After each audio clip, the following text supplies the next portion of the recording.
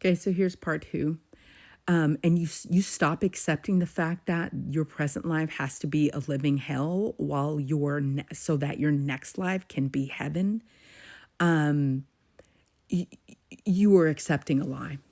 And so if you don't engage in actively fighting this, it's a form of mass manipulation and lies that has you all believing that heaven is somewhere else and that you are only going to get to that state of manifestation and bliss, etc., somewhere else.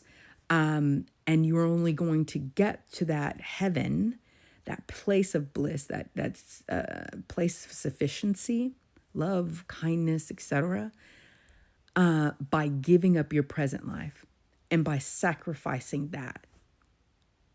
Therein lies a form of destiny swapping, metaphorically speaking, a form of destiny swapping that people are not paying enough attention to. It's a very, very much so, as you can see, disastrous way of thinking to teach a people to give up their present life in service of degenerates, PDFs, as we are learning, release the Epstein file, all that. It's very much so dangerous, very much so calculated, very much so it's a nefarious plan of the most high kind to get you to do that. And the upside down that you were living through, state of perpetual oppression, we as human beings will never escape that. You will never escape that as long as we en masse accept the fact that things can change.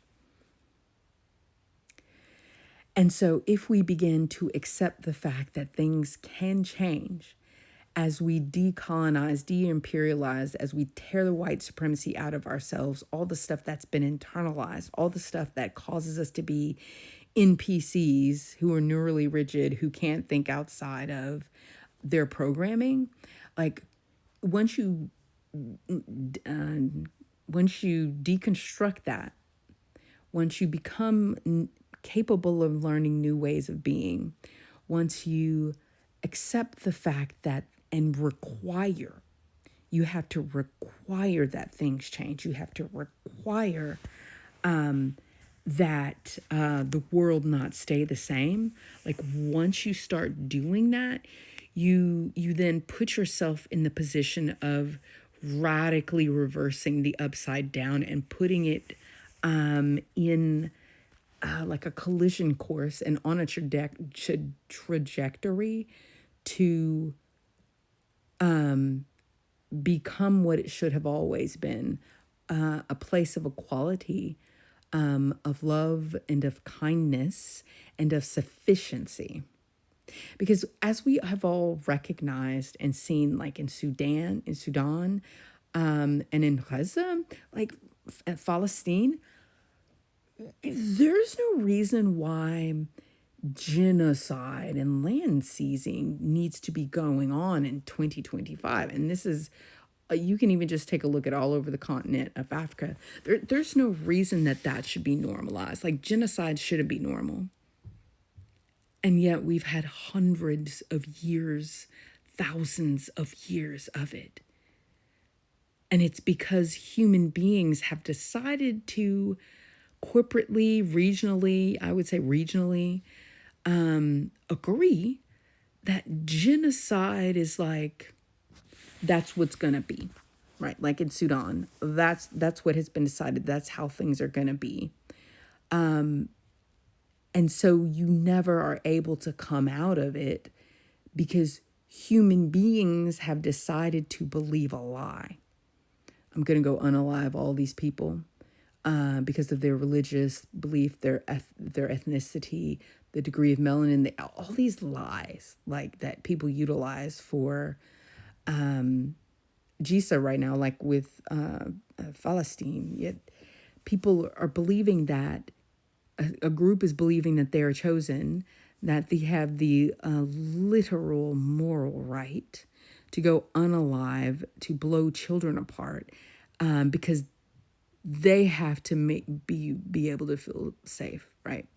So the same ludicrous thought process is going on all around the world, and we'll just keep it to the genocide, but the even in all around the world from an exploitative and oppressive context, people are believing lies in mass, and it's causing them. It's even like right now, it's causing them to believe that the financial hoarders, the rich degenerates who are willing to be pedos and who will cover that up, they're willing to shut down a country, to starve people in order to cover up the monstrosity that is the practice of PDF or can't say that stuff on TikTok, around the world by some very, very rich people.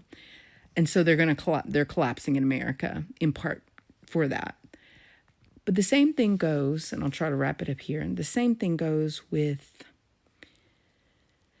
believing that now is sacrificable so that and your now is sacrificable is what they've been teaching, and you're going to sacrifice your now in service of your master, whoever has the most power, right? Whether it be religious or any other context or system.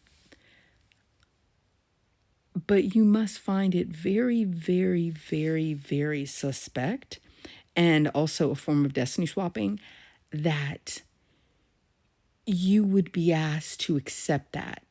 You would be asked to accept the fact that living now cannot involve the same sorry, I'm exhausted, that heaven will have to wait.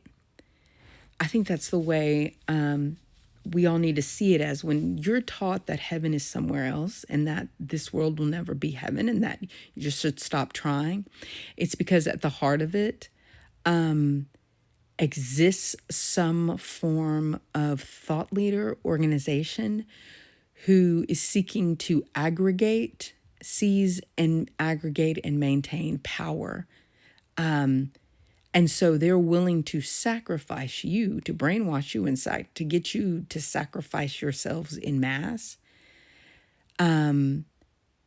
for them and the few that are like them to live very well. So, for example, they live heaven now while you suffer unto death. And so there's something very sinister about being asked to accept that as being okay. Because think it not strange? I mean, do you guys not think it's strange that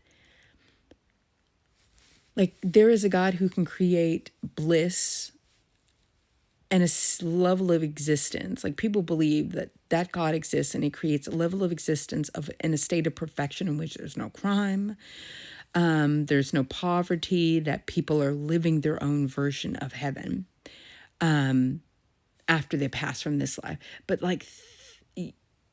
people need to begin to question the fact that a place like that would exist while a place that in which you are currently residing exists.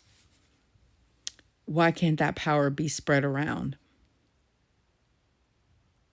So I'll leave it to you guys to kind of think about this, to digest what I am saying. Because I think, and actually I know, for the upside down to change, you have to refuse to accept the current order of things, which is hell now, heaven later, if you obey your masters.